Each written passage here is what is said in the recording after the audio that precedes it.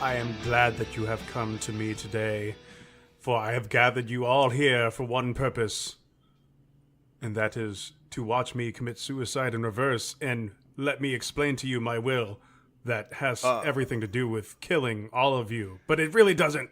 You will get Can I just leave? Is it all right if I just leave, though? You may just leave, but you won't know the surprise. I don't want that, because it's clear you're going to try to kill us, so I'm just going to leave. But I'm dead. I mean, I just saw you in the kitchen like 2 minutes ago. But I'm making dead. BLT. Was that sandwich dead? Hi, guys. Hi.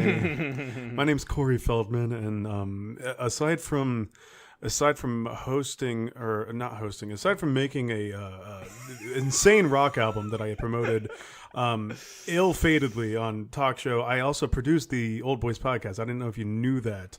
Yep, that's true. Corey Feldman. It's actually probably, see, that's Jared talking. I'm in charge of him. But it's probably the reason that I have touched this podcast, that it has not gotten off the ground yet. And I just wanted to let you know that everything that you love, I touch. Well, Dan, would you consider a free fall being off the ground? Because, I mean, we're going to hit the ground again eventually. But yes. Because I'm free falling. All right. And I'm hey, guys. Corey Feldman. No. Hey, Corey, before you go, I just want to say, great weird eyeliner that you put on your lips. I really like that, how you really accentuate that line that you just put on the outside of your lips. It looks really cool and not stupid at all. Thank you. I did that myself, actually. Awesome. I can tell. Hey, guys, this is the Old Boys Podcast, where we never are hard or judgmental on anyone, ever. Oh, except for Corey Feldman. And we would never use these criticisms to mask our own criticisms that we all have deep inside. We don't take it out on movies. Absolutely not. So that's Dan. Yes. You probably got / that. Corey Jared. Feldman. Yeah. My name is Dan. I'm playing Corey Feldman, the producer of the Old Boys Podcast. Yes. I'm just going to let you know that throughout this show, he and I are going to switch places all the time, as a matter of fact. And it's going to be seamless. Well, it is, because, listen to this. Ready? I'm going to talk, and halfway through, Corey Feldman's going to take over. Ready? Okay. Hi, Jared. How are you today? I'm good. Did you hear that? Good. Dan? You didn't know. It's me now, but at one point it was Corey Feldman. You don't know. See, what you guys what can't see I'm is that trying his to get face across dramatically is I am Corey changes during Feldman, that. and you should stop making fun of me. Okay? So the reason we keep on bringing up Leave Corey Feldman alone. Let's bring is that guy because we watched 2 movies today. One is not really a movie; it's like a TV pilot called Splatter. Ever What? left. That never ever left the ground. I don't even know. Okay, so keep going.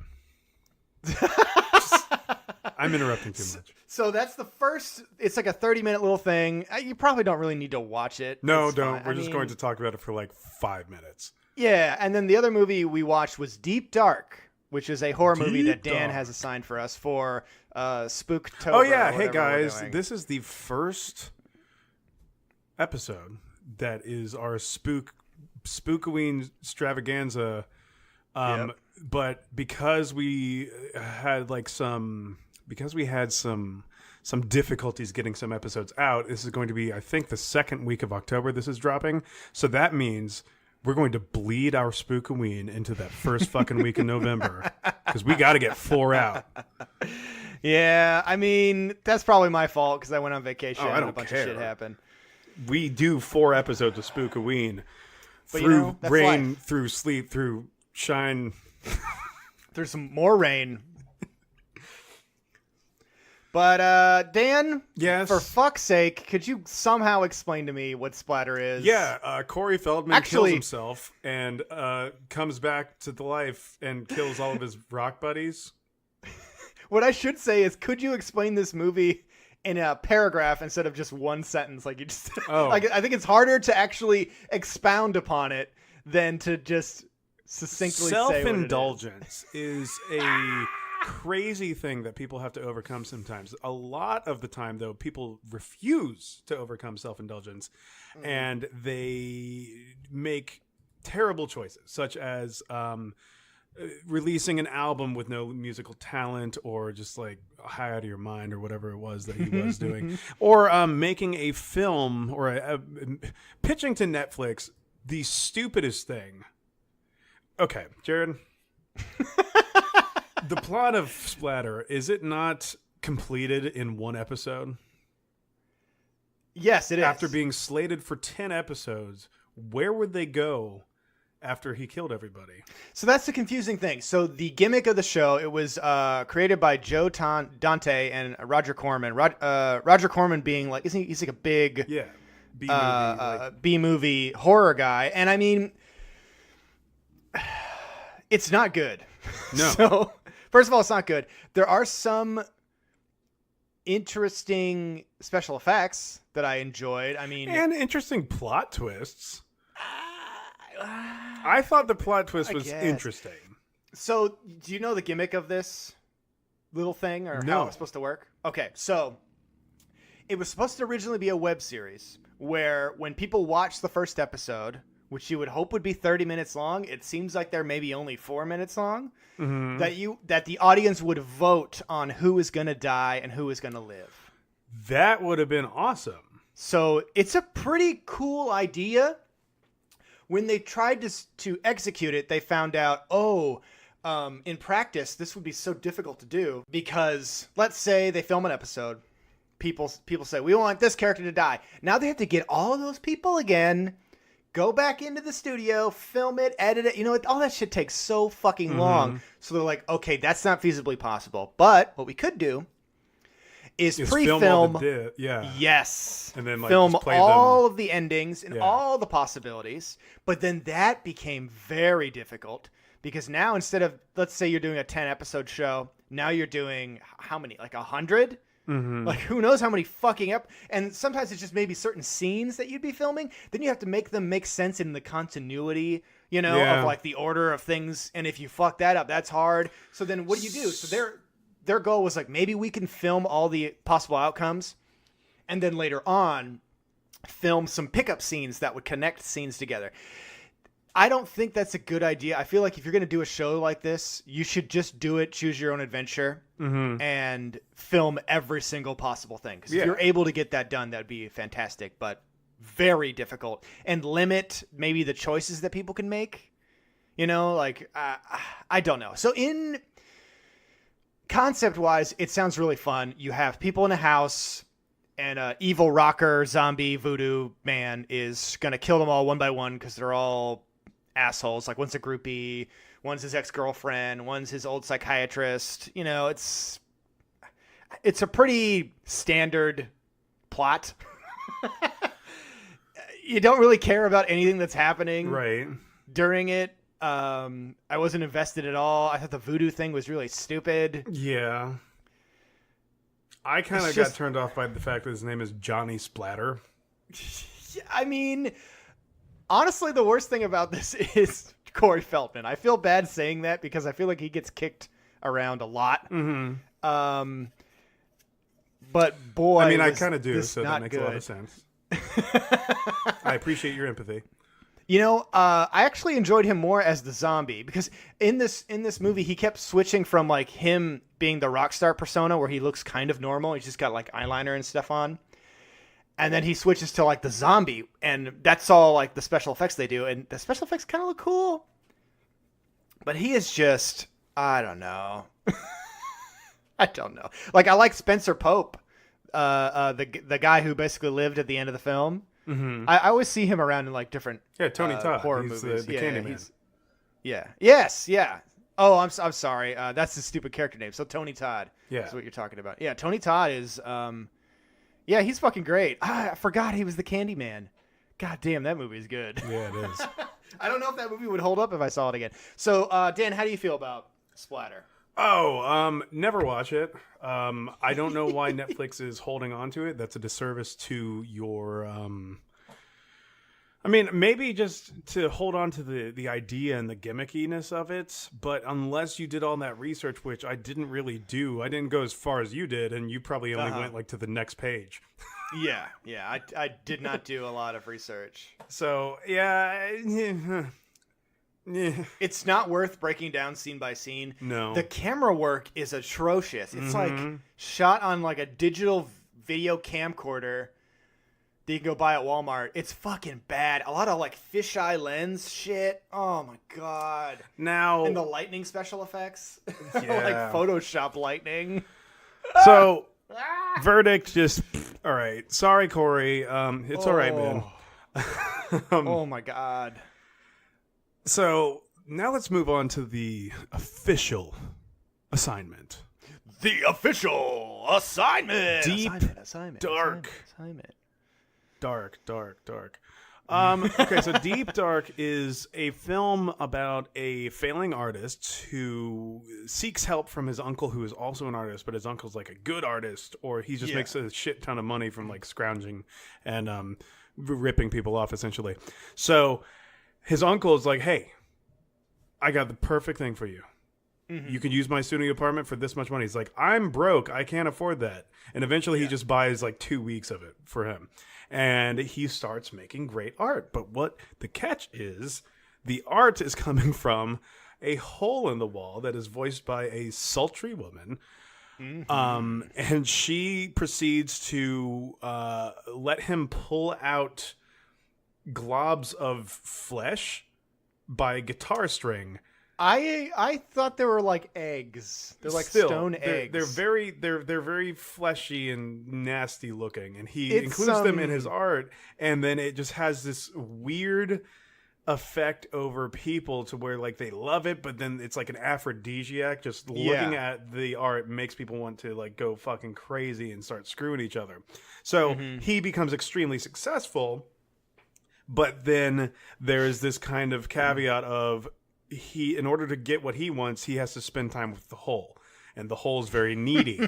So that's essentially what this film is. Now, Jared, first impressions, I cannot believe that you fucking predicted what this movie was going to be about. That's right. As a joke. Yeah. So last time we were talking about this, you may remember Jared made a lot of funny like glory hole jokes. And guess what, guys? This man shoves his penis. It's an actual plot point of the film where he fucks the wall. He not only fucks it, he does some foreplay first. Oh, yeah. He fingers it and he licks it, and Jared, then he fucks it. First impressions? And a guy watched it. I loved this movie. I loved it so much. I think it's one of the better indie horror films, like the more original and well-executed ones, I think. Yes. You may not agree, but oh my God. I was... Well, tell me what you liked about it, and then I'll get into mine. I liked the bizarre nature of just like the narrative just worked. There was not a dull moment in this narrative. Maybe like whenever it was just showing him like failing, like there could have been less failure and more like just get to the point already. But every single moment where he's trying to figure out what's going on with the wall, because he doesn't really like freak out about it. He's like he doesn't even try to figure out what's going on with the wall though. And I liked how that went and just jump started the narrative. You know what yes. I mean? And he just accepted it. And then were you expecting the wall to talk? No. Me either. Well, at first I thought it would, and then the notes started coming out, and I'm like, oh, it's never going to talk. And then it starts talking, and you're like, what the fuck? So, okay. I liked this movie. I liked it. Reading people's reviews, because I was trying to find more information, at least like an interview from the director or something, who is, let me get his name. This is his first feature film he's done, I believe. He's done some short movies. Michael Magdaglia, I believe. I'm probably saying that wrong. I apologize. But yeah, I wanted to find out maybe more about him or just interviews from the actors in this movie. Anything. Just try to get something from this film. There's not much out there. So the criticism that a lot of people have of this film is there's a few. One would be it's not very logical in terms of how the characters are going about the film, it's very surreal. So Yes. like if we were in this situation, Dan, we would probably be asking more questions. Right. You know, like maybe you would ask your uncle, like, why do you have this magic hole? Or how did you find it? Or Well, see, now What's going on? Here's what I think. Do you want to hear my theory? sure, yes. I think that the director is an artist, and this is just a gigantic allegory for finding inspiration and Yeah. trying it absolutely is. trying to maintain said inspiration. Yes. So it's like that's the feeling he's going for, and he achieved the hell out of that. So it's like I did not really care too much about all the unanswered questions in the narrative because I'm like, oh my god, this is this big empty hole in his heart of like this is what I have to deal with on a daily basis as an artist. Exactly, Dan. Exactly. So this movie isn't about. So this is a surreal movie. Yeah. You have to literally take logic But out of it. in terms of being like, okay, so whenever you say surreal, I think David Lynch. This is easier Yes. to follow than David Lynch. Like the plot Yes, is it so is. tight knit and it's well written because it's about that surrealist nature of. I'd say more in the lines of like a Cronenberg movie. Oh, yeah, 'cause no, you this literally is got totally those damn Cronenberg, Cronenberg yeah. eggs coming out of that wall. Cronenberg is the key inspiration for this film for sure. And yeah, because Cronenberg does like have those big atmospheric type epics. And they're usually pretty easy to follow. They're Yeah. just fucked up. yeah, like Videodrome and fucking Oh, God. Naked Lunch. so- Naked Lunch. I watched that recently. That movie is really fucking good, It's especially when amazing. you understand what Naked Lunch is about. Guys, if you don't know what Naked Lunch is, go look that up. It's basically watch William that movie. Burroughs wrote Yes. it on like a drug tangent, and then he deemed it to be an unfilmable novel. And A then, book. Yeah, he made a book. and While on then- drugs. While he was yeah, addicted while to on a drugs. lot And of the David different drugs. Cronenberg's like, I'll fucking make that movie, and he did. Yes. And one very important thing from that. So you know that scene where he does that routine with his wife where he's got to shoot the glass off her head? That's a real event that occurred in his life. That's He fucking actually did crazy. shoot his wife and went to jail. No, he didn't go to jail. He actually fled to Mexico or something. I forget if he went to jail. But that was the actual thing that inspired him to be a writer.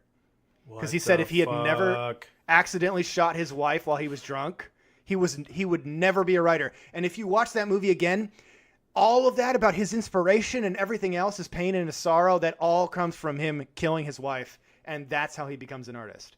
That's fucking crazy. It really changes the way I was viewing that film, and it made me like it a lot more. It's dark. It's like, I mean, some would say deep dark. Anywho, let's get back to this film. So, when I watched it, I was very, it was very easy for me to suspend my disbelief and not ask questions. I'm like, I don't give a shit where the hole came from or what's in there, whatever. I don't want any of those answers because I understand the themes of the film and what it's trying to do. It's all about becoming an artist and how there's a lot of different lines they talk about where like sometimes artists just like, it's like a lightning bolt. It's like, boom. Oh, you're suddenly famous now. Like you could just go for years and years and years torturing yourself and everyone thinks you're terrible. And then eventually you just end up cutting all your fingers off and giving up. Or the dichotomy between, they talk about, at least in not even in audio but visually, they show the struggle between finding love and finding meaning in your life between your art and like pursuing your career and your dreams, and how those two things can clash to where like if you sacrifice everything for your art, it hurts everything else in your life. Which is like, I feel like that's exactly why I was okay with not knowing what the hole was, because immediately whenever I saw the hole, I'm like, oh, this hole is a representation of your Effort, right? effort, It's like the effort of your work art. that you're So it's putting like in. you have to spend a lot of time with it, and you can't go elsewhere. And that's why she's like, "Oh, I'm going to be lonely without you," and she gets jealous because the more you don't, put your effort into it, the more you don't think and reflect, the more you're going to suck. It's like his creativity or his art, and at literally one point he is fucking Yes, his art. Man, which is probably the best. No, I wouldn't say it's the best scene, but it's one of the better scenes in the movie. so. In that respect, I think the movie does, like you said, an amazing job. Yeah. And if you just don't worry about some other stuff, and just take it for how weird it is and the message that it's trying to get to, as it pertains to art and the pursuit of being famous and that balance or whatever. And I also like how it's a critique on how pretentious the art world can be. Yes. It really fucking stomps all over how pretentious that people is can the get other with art. half of this. Like the whole movie is just a beautiful allegory for the art world, where it's like, if you're going to be an artist, you have to deal with, number one, this lifeless hole sucking at you and wanting every moment of your time, and then you have to schmooze professionally, but the people that you are professionally schmoozing with are fucking assholes. And they have no artistic talent. Yeah. But they think Most they of the know time. everything. It's such a good, and even though these if you watch it once, you pick up on it super easy. So it's not like, it wasn't a hard film to figure out, and normally I like the films to be a little bit more difficult, but I didn't feel like it was beating me over the head. It wasn't heavy-handed. I don't think it was like, hey, let's sit down and we're going to look right at the camera and tell you exactly what's going on. No, so yeah, I like this movie a lot. I thought it was really great. It was a great first directorial debut, or like of a full movie by this guy. And I'd like to see more. Yeah. Fuck, man, it was good. Now let's talk about glory hole. Stan? Yes. I'm glad you asked. The other day, me and my buddy, my buddy Corey, we were high-fiving. My buddy Corey, we were buddying around that hole, and what were we talking about again? You know, I kind of got Blue Velvet vibes when he was fucking that hole and that other guy was watching him. Yeah. Right? And it's okay. almost like he's making his art, or he's like, and this other guy's so jealous of him. He's like, oh, I want his passion. Like, I lost that passion. Oh my God. It's so good. It's such a good. Okay. And it makes me laugh so much how much people Medaglia. fucking hate this movie. There's some people who are like, I think they're just offended by how intense the film can get, especially and then like the cover reveals teeth, and you kind of do see teeth at one point, but you never actually see what's inside. And I think that was like, that's part of the draw. It's like, oh, that's a creepy cover, and they want to see that, but you'd never really get to see that. What you do get to see is like, it's very vague and horrifying. It's nebulous. It's like, it's almost like the hole is the wall. It's all the walls. It's everywhere, and it's growing inside. It's like a weird plant or something. And I like that. I'm glad it wasn't just a thing behind the wall, like a humanoid thing. Mm-hmm.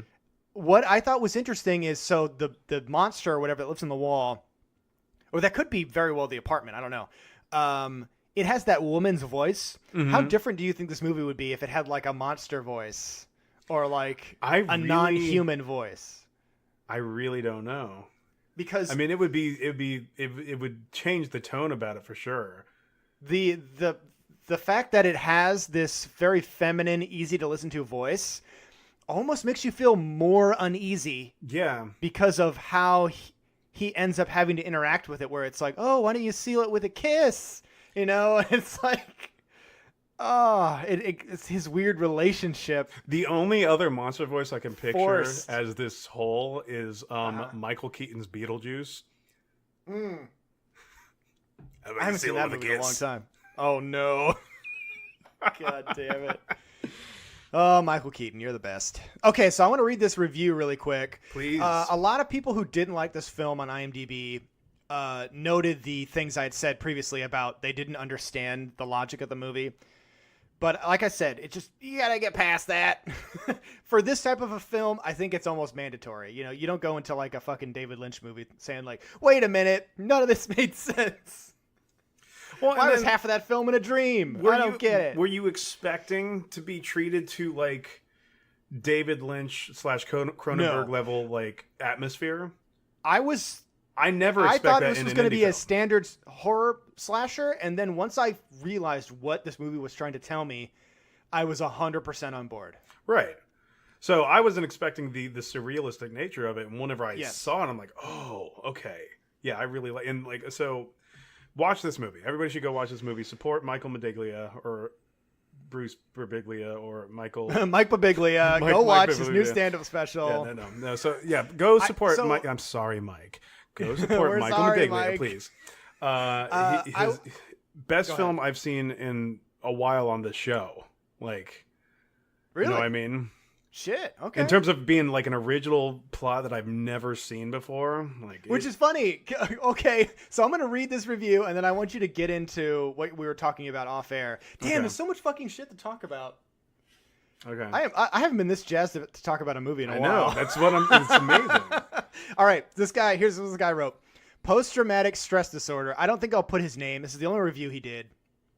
Because this could be real for him, so I don't know. I am disturbed. I'm going back to therapy for this. Jesus Honestly, Christ. Whoever made this movie deserves to be in prison for life. Or at least needs to be put in a mental institution for a while. He put his penis in the wall. He fucking the wall. Anyways, cool. I have depression now. Do not watch this, please.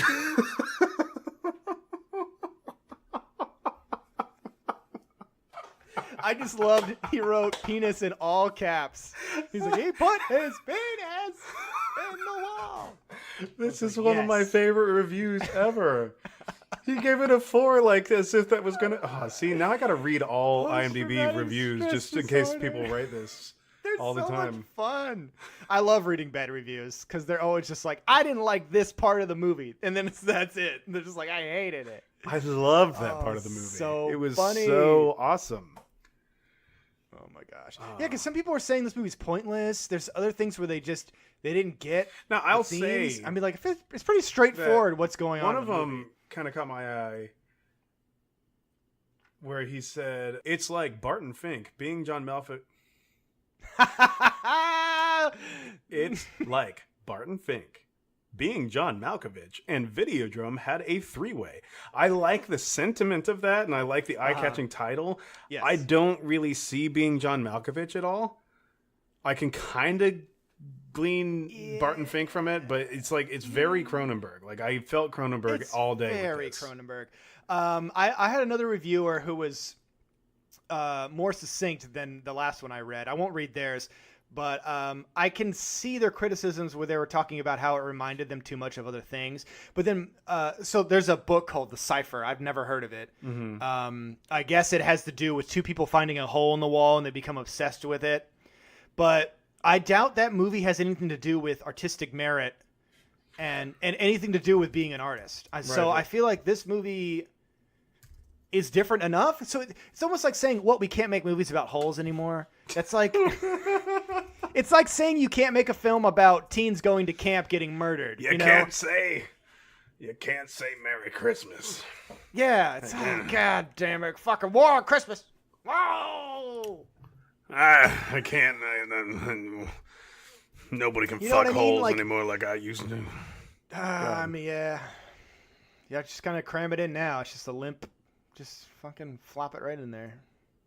Actually, I take a popsicle stick and I tie it around like a splint. Some folks call it a artist hole. I call it a fucking hole. I call it a sling hole. Put some mustard on it. Hole. Some folks call it a Kaiser blade. Well, that's what I was going for, but I should have said sling hole. I call it a sling hole. Put some mustard on them French fries. Put some mustard on there. Can you imagine that if that was the voice of the hole? Oh my god! Why don't you put some mustard on my So back to lips? that point where you were asking, like, would it be? How would I feel if it was, a monster voice? And I like the unsettling nature of the female voice, but at the same time, if it were like a deeper monster type voice, it still would have had a similar meaning to where it's like this is the thing that I have, the darkness I have to deal with when I'm alone. Yes. But this voice made the art seem more sensual, like he should want to be there, but he'd rather be social and progress in his social life. Yeah. So it just changed the tone is basically what it is. I actually feel like bringing that topic up, that the female voice actually makes more sense and is more disturbing because it's his... Well, it's like, why do you want to become an artist, His intentions might not be as pure because, he wants to make a living off it. He wants to be famous. But it's also very clear he wants to impress people and women. And he's interested in, meeting someone and it maybe having kids or whatever, but relationship wise. So it's almost like he's manifesting that on his own art. Right. And then that's become a weird relationship for him in and of itself. It's fascinating. It is. So let's talk How about some pretentious of like, can we the get? better things about this film. One of my favorite things about this film, it was such a nice touch. It didn't need to be there, but it every single time it did, it just made me happy. Whenever it would take like the scenes of the film and then put like the artist's the work and what it's made out of underneath it, like it's an actual I love piece. that. That was so good. So when it first happened, I didn't get it, and then the second time it happened, I was like, "Oh, It was shit!" It was so They're smart. taking camera shots and turning what's happening on the screen into an art piece, and then they have the name of the art piece, and then what the materials he used yes, in it, and then the materials can be fucking something like oil and canvas or like bitterness and minor resentment. surgery. Yeah, it's so good. A minor surgery. Yes. So good. And when if you stopped and looked at those, they're actually, I thought those were cooler looking than some of the actual art in the movie. Mm-hmm. So to get to some of the bad stuff about the film that I didn't like, I didn't get a lot of the comedy in this movie. I didn't find it too funny. Yes. There was attempted comedy. Okay, no. So, yeah, I'll give you that. Like, I wasn't laughing the entire time, and it did kind of upset the overall tone that was achieved, but it didn't upset it too much to a point where I was like, okay, fuck this. Yeah, I didn't check out, but so like the first 30 minutes I was enjoying, and then we got to that art gallery thing where he's trying to he like jumps into the diorama that he's in, which are called mobiles. So you know those things in movies where they show the little kid in the crib and they have like the spinning stars and planets that spin around the kid above his head? Those are called mobiles, apparently. Yeah, you didn't know that? No, I didn't. Who would know that? I know. Well, okay, so I took a bunch of studio art classes in college. So that's kind of why I know it. But yeah, they're a specific type of sculpture that they are not just reserved for children. I feel like the art form came first before children. Actually. Really? Yeah. It's not a popular never heard art of form. It's not a popular art form, but they're supposed to be hanging sculptures that move with the wind. And the main character, he's been obsessed from being a small child, seeing that mobile in his crib, and he's like, I knew then that I wanted to become a great artist. So all he does is make these, and I'm like, this is weird. Yeah, they're all terrible. Really bad. I actually think the ones that he makes later when he's with the hole are a little they're better. Mm-hmm. I mean, I still wouldn't want them or anything, but I don't know. It was bizarre. A lot of the art, it was funny because like the artist would go around saying other people's art is shitty or that they're sellouts, and I'm like, actually, that art's pretty good. Like I liked their art better than his art, but so there's a few characters he meets while he is moping around in the first 30 minutes. We have his rival, his Gary Oak to his Ash Ketchum, if you will, who his art was literally, I have no art. I always call I'm him going to butt have face. people sign. You know what? Now I'm going to go a whiteboard. Play Pokemon Red and name Gary Oak Corey Feldman. Why? Just to add insult. I don't know if you could fill that in. Hey, you know what? I think it would stop you. It's too long of a name. Not for Corey Feldman. That's right. Just put Corcor, and we all know what's going on. Or lip liner? I don't know. So his name is Joel, by the way. So we got Herman. He's the main actor. Yeah, the main character. Joel is the rival. Devora would be the woman, his love interest. Oh, Devora. It sounds like devour. Yeah. Ooh. Or to consume. Ooh. She consumes other artists. Devora. That's a devour. good point. I bet he did that on purpose. And then Herman is her man. He's Art's bitch. Oh my god. We're figuring this shit out. Holy You can't hide shit. anything from us, Mike. I want to go look at the characters' names now. What the fuck Layla is going on, is the one that keeps movie? bringing him them peaches. You know what I mean? And Source. Oh no, that's the actual character's name. So Devora, Herman, Joel, I don't Layla. Okay, those all seem normal. Uncle Felix, Felix the cat. Holy shit, dude. Oh man, it's all coming together. Yes. So anywho, we have this asshole guy his thing is you pay him money to sign a wall, a whiteboard, and that's the art. Yeah. And everyone loved it so much that they were going to sign him to the art gallery. I'm like, what a fucking joke. So it was funny that he was like competing with this guy who was just terrible at art. And what's great is how subjective art is. And it's probably the most torture that artists get because like what is good, what is bad? People just decide it randomly. Which is why I like the aspect that what is making his artwork good are these really strange fleshy globs that are inexplicable. Yes. Yeah. And everybody just kind of falls in love with it for like no discernible reason. Yeah, it's crazy. And then he has this art dealer guy who's kind of hanging out outside trying to sell art. He demeans him and tells him like what he does is cheap. So basically making fun of people who go to art shows. Like, you know, they have the booth, they set up their booth. Those are like aspiring artists, but they want to make money, you know? They just So he's like, you guys are sellouts because you're just selling your art or whatever. You're not doing it for the love of it. But he ends up doing that, of course. Mm-hmm. So I kind of enjoyed that. One thing I liked is the story about the artist and the lizard. So okay. It happens very briefly. Yeah. And basically it's this artist who his paintings were terrible. And literally his entire life he was painting and everyone thought they were really bad. But no one had the heart to tell him. But they weren't selling. Like, no one would buy these fucking paintings. So eventually, he became very obsessed with this lizard. Oh, my God. So much burping. To the point where he liked that the lizard's tail could come off and then reattach. Mm-hmm. So he cut all his fingers off on one hand, except for his thumb. Yeah. Just to stop the pain of depression, the deep depression that he felt of not being a successful artist, just so he could feel something. I was like, that is so profoundly fucked up. And it's again, another good way for them to capture how terrible it probably can be if you've spent your entire life doing something and have got nothing and then out like of it. that kind of harkened back to Nothing. The puffy chair where that one, the brother character, he like just filmed a lizard and he's like, oh, this is so good.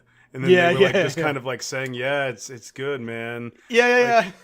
So it had that kind of connotation to me where it's like you can find inspiration anywhere, but in the end, it's just your inspiration. Yes. So, God, this film, it's good. So now, did you notice this? Because I had to go back. I saw it, and I'm like, wait, I think that's the same guy. The one where he's sitting next to him on a bench? Yes. Yeah. And he's wearing the exact same clothes as him. This is near the end of the film. The main character and the guy in the story from earlier are both sitting on opposite sides of a bench, dressed exactly alike. Mm-hmm. And it shows his hand has been cut. And then this lady comes up with a little kid, and he like runs up and hugs them. And you're like, oh, maybe he just, I don't know, like, did he give up on his art to just start a family and like live his life, or like what's the deal? And that kind of inspires him to kind of flip on what he wants, to where he almost tries to accept that his art is bad. He's like, I'm a terrible artist, but I found someone who loves me for who I am, which is kind of, so like the end is a little rushed. Yeah. I like the length of this movie. It's actually under an hour and 30. Yeah. But it's just that he is naive, I guess, but it fits his character. Mm-hmm. So other characters. So we have the art gallery lady, Devora or whatever. She's just very callous. She's a pretty awful person. Yeah. And the only reason the main character is really liking her is because she's attractive. Right. And she can help him with his job and doing the art. And that's another little thing of like, he views success and his art career is almost like passion. He's so passionate about it that he's in love with it. So because she's tied to his success, he becomes infatuated with this woman too. Right. And that splits his time between fucking that hole, if you know what I mean. Let's be honest here. If I had a hole in my wall, I wouldn't leave. Can you imagine being put in that situation where you're like, hey, I can fulfill all of your hopes and dreams and make you a millionaire, but you got to fuck this hole. It's such a weird proposition that he was in that I was entranced the entire film. Like, now, this is insane. The other thing, too. And he only does it one time. It's not like a bunch of times. It gives you that really, like, just glory holes in general, like, just that weird taboo thing where it's like, you never know if there's going to be somebody on the other side with a fucking hammer. I know. It's the fear of the unknown. That's what makes it so good. Yeah. The fear of the unknown, for sure. So before the whole scene, he had seen, like, he looked in and there was stuff moving around, and then his crush person who only likes him and he doesn't like her. We should talk about her. Yeah. So she comes in and starts looking around, and then there's like a flickering in coming out of the hole, and she's like, what's in here? And then it's like it's a projection of him coming out of the shower without a shirt, and she's so crushing on him really hard. Yeah. And as soon as he's coming out, like a thing with teeth comes up and just smacks her in the eye. That's the last we hear of that character. Yeah, so her character, at first, my immediate thought, because she is the caretaker of the apartment complex. Yeah, the landlady person. She's the landlady. She is immediately infatuated with the artist. And he's not famous at this point. I didn't understand this. She was like head over heels to the point where she could like barely talk or like form sentences. She was just like throwing herself at him to literally saying like, I'm making you food. If you need help with anything, like just like, if you need help can with I come anything, in? I'm making can I be you around a peach pie. Oh boy. Yeah. That's like the ultimate one right there. Cause you already have the connotation of fucking pies thanks to American Pie, but peach is also a euphemism for vagina. It what? Peach fuzz? No way. Bro. Are you joking with me? Dan! What? Oh, I gotta watch this movie again. I can't believe it. But no, so I thought at first that maybe Layla was the monster and that she was behind the wall. Ooh. That would have taken away from the movie, but that would have been interesting. Yeah. I mean, I'm glad it went the way it did, but did she freak you out a little bit? A little bit. Her eyes were really big. Mm-hmm. She's a pretty lady. Don't get me wrong. I feel like such an asshole. I think it's just her mannerisms. The way she decided to do this character was so off-putting and weird to me. She's just like, blah, blah, blah. I don't know. I mean, it worked in the film, but I feel like it was weird. To me, if we're going to take the allegory of the whole is, the true passion of the art and just... She's the distraction, right? She's the distraction. So you have a pretty lady saying, hey, I'm going to do anything for you. I'm going to make you food. This is like, you can totally have this. So that essentially is the alluring nature of stability. Yes. Whereas Devora is not stable, but she is like sleep your way to the top kind of thing. Mm-hmm. And I mean, that is the entire point of the movie, I believe, is that struggle between becoming an artist and pursuing your dreams at all costs and just picking stability, like you said, like that normal, everyday, regular life of like just starting a family and loving those people and finding fulfillment in that and not in your art, which is pretty fucking crazy. Woo! So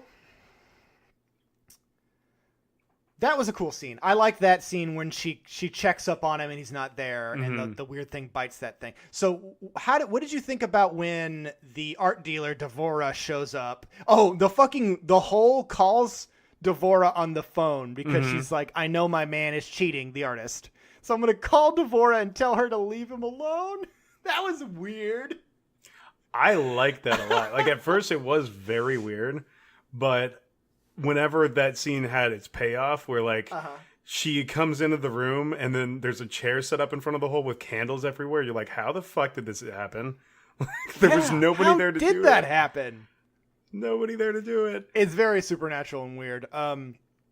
What did you think about her sucking the air out of the room? That was weird. I like, because like, what is she gonna do? You know what I mean?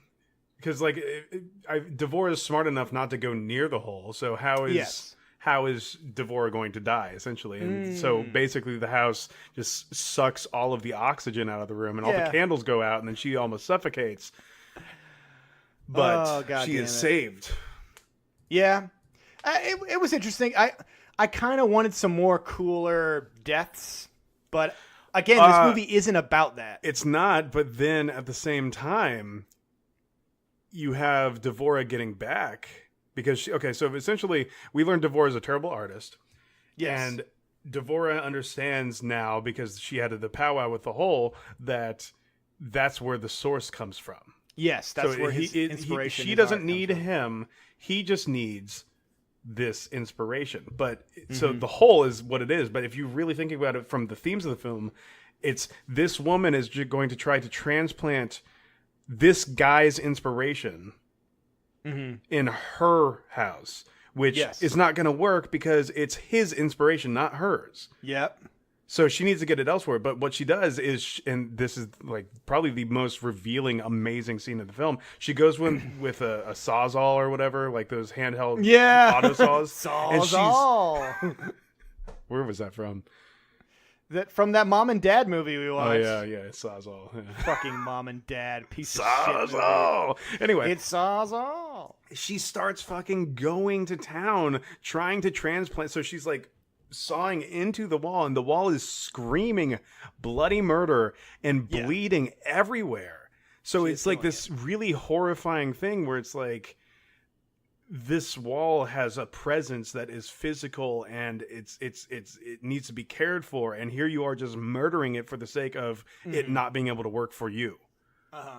Yeah, it's pretty crazy.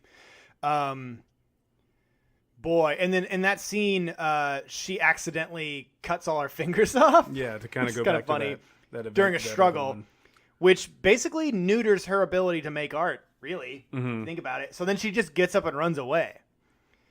And then there's another scene where the guy, the rival, is like screaming at the hole. Yeah, because it was the scene after he was spying on his Ash Ketchum, like doing the wall. Oh god, that scene. Okay, I know we've said it, but just do we need to talk about it? Really, the guy is said a lot on it. He's looking through the wall through the window at this guy fucking the wall. Like, just let that image sit. And they show basically the entire sex scene, I think. Yeah, they do. It's not that long. But it was, they do. See, now this is one of those sex scenes where it's like, it kind of has to be in the movie. And I was very much appreciative of it. You know what's horrific is as soon as they're done, because the reason they have sex is the wall is like, I've lost my inspiration. Somehow his inspiration has lost inspiration. And she's like, I just don't feel it right now. And she's like, well, what could help you? What can I do? Anything. And then she's like, I don't want to say it. And she gives him a note that just says to fuck or whatever. And he's like, no, I can't do that. We should keep our relationship strictly professional. The wall has the audacity to say, I don't want to say it out loud. Yeah. And then blackmails him basically. It's like, well, if you don't fuck me, you're not going to have any more art and you're going to be a failure. I was like, holy shit. So that made me think, how many times has this thing done this to other people? Well, his uncle was there, right? Yeah, exactly. His uncle was there. So immediately after the sex thing, a fucking gross egg thing comes out.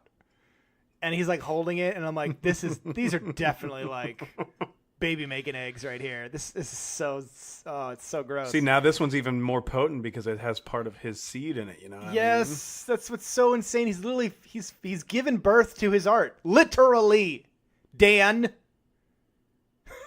It's great. I love it. I also like that scene in the beginning where it shows his uncle in bed, and there's like a string on his chest, and he's pulling it, and it's like a cork. Yeah. Oh my god. See, I didn't understand what the fuck that was at first until he started pulling the things out by strings. I'm like, oh. He was having flashbacks of when he stuck did it. with him. Yeah. He was traumatized by it, I guess. Traumatized by your own inspiration, your own effort and art. Success, yeah. Oh my god. It's pretty nuts. So let me think if there's any other scenes. Well, there was that one scene where he's just starting out, where, like I said, he jumps into the diorama. Oh yeah, he becomes his own mobile or whatever. Yes, he's the mobile, and it's like these blood packs in IVs hanging, and everyone's just kind of staring at him as he flails around, and he falls, and blood gets everywhere. I mean, it was all right, I guess. He was just so pathetic. Yeah, and like. It was I feel too like much. that it was too much. I feel like that set up the idea of how pathetic he was and how desperate he was. Yeah, really. for anything, for fame. Yeah. I feel like we've covered the entire film. Honestly, I think we have. What else can we say about this movie Other than go watch it. that a glory hole couldn't tell you? Yeah, Oh, man. exactly. But there is a scene where very briefly, it's the only time he tries to gather information. It's through like a very quick montage. He asks the hole, he's like, have you done this for other people? And she starts naming all of these other artists that she's helped. Mm-hmm. Which like I thought Warhol was fascinating. Yeah. and, So all of Pollock. these people had went to the hole, if you will. Pretty fascinating stuff. Well, you know what? Fuck. I don't know. Do you have anything else to say about the film? No, I'm satisfied with the talk. I mean, goddamn. What are your final impressions? I feel like that was it. I feel like those were our final impressions. I mean, we like the movie. I would go see it for sure. Yeah, I can't wait to share this. Hopefully Mike Medaglia, he'll make the hole too. Just keep fucking. You know, everybody needs their own Muse hole thing. Okay, so basically, if we're going to compare our art as, you know, instead of making mobiles, we're making a podcast. Do we have a hole? Is that hole Corey Feldman? I think it is. I mean, because we do this show because we like to do it, Right. not necessarily to be famous. or anything. But that's what I'm saying. So our holes are pretty enticing, and we never want to leave our holes. You know what I mean? Yeah, they're pretty. Like, we're in it for the hole. There's and we're something not in it about for you the money. saying "hole" and you keep winking at me. It's making me very uncomfortable. Huh.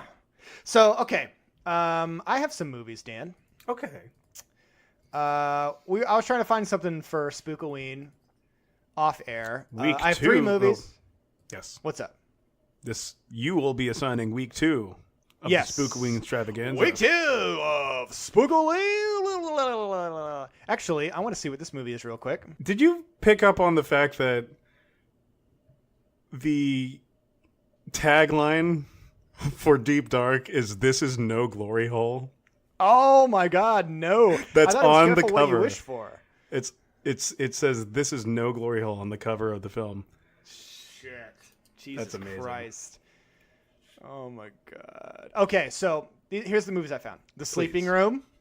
The Sleeping Room. Do you want to give you a synopsis of each movie? Yes. All right.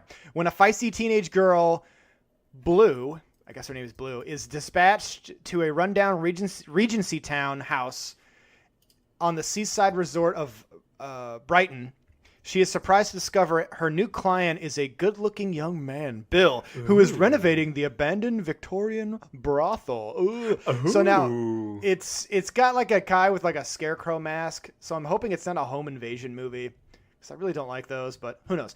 Other movie is Shock Value, which I kind of find more interesting. Mike Fowler makes horror movies. After witnessing a real-life murder, he blackmails the killer to star in his next film. Oh. But when the camera rolls, creative differences put everyone's life in turmoil. That apparently is a comedy horror. Is it? Interesting. Yeah. And then I'm picking this solely because Stephen King right now is hot shit. And I'm loving fucking Castle Rock. Yeah. Really good show, Castle Rock. Only 10 episodes, unfortunately. A campy horror film about a group of friends who make What is the name of it? Clueless. It's called You Can't Kill Stephen King, which is weird. Actually, you know, I have another movie I'm going to put on here. Okay. And I'm going to get rid of Sleeping Room because it looks fucking boring. All right, so Campy horror film about a group of friends who make a clueless and ill-fated decision to visit the lake where horror author Stephen King lives. Ooh. I wonder if Stephen King is actually in this movie. That'd be interesting, but what's the last one? Interesting. Okay, I'm only picking it because the cover of the film looks cool. It's called Apartment 212. Jennifer is starting a new life away from her abusive ex-husband, but falls into paranoia and fear as something eats her a bite at a time as she sleeps. She must confront her fears to wage a final battle for survival before the last bite. I feel like I'm very drawn to like movies about people trapped in rooms having paranoia. Yeah. We seem to do that a lot with like Kaleidoscope and these other films. So maybe we shouldn't watch that one. I don't know. It's up to you, Dan. What do you think? So shock value, Apartment 212, or You Can't Kill Stephen King. Apartment 212, because number one, You Can't Kill Stephen King is written, directed, and stars all of the people who wrote and directed it. Oh no. And Kyle Gass is an extra in Apartment 212 from Tenacious D. That's weird. All right, so we'll watch Apartment 212 then. That one. Cool. Plus, that one looks like it has the best movie quality of all of them. Okay. What are you trying to say? I'm just... I don't want to have a shitty horror film this time around, is what I'm trying Why to say. don't you want a shit show? Well, I mean, unless it's like a... shit show? But shock value, it sounds like I may have to sign that one next week. Seems good, right? Yeah. I mean, I really like the plot. Uh-huh. I like it. Okay, well, guys, that was the show. I hope you enjoyed everything. I hope this was something to someone out there. Please be kind to your glory hole. Take care of it. Clean it up every once in a while. For God's sakes, they get all gross and bloody and just... Oh, boy. People just are neglectful, you know? Oldboys_podcast. We're on Twitter and Snapchat. No, we're not on Snapchat. What is the thing? Instagram. Instagram. I always call it Instagram Snapchat. I don't know why. This Insta Snap. We're on Insta Snap. What's our Instagram? At Old Boys Podcast. All At one Old word. Boys Podcast, guys. We're on Podbean.com. You can hit us up on iTunes. You can give us 5-star if you liked it. Please let us know. That helps us a lot. And that's everything. And guys, Dan has the final word, so you have to listen to him. Here he goes. Kaiserblade. Kaiserblade. Sounds like a Street Fighter attack.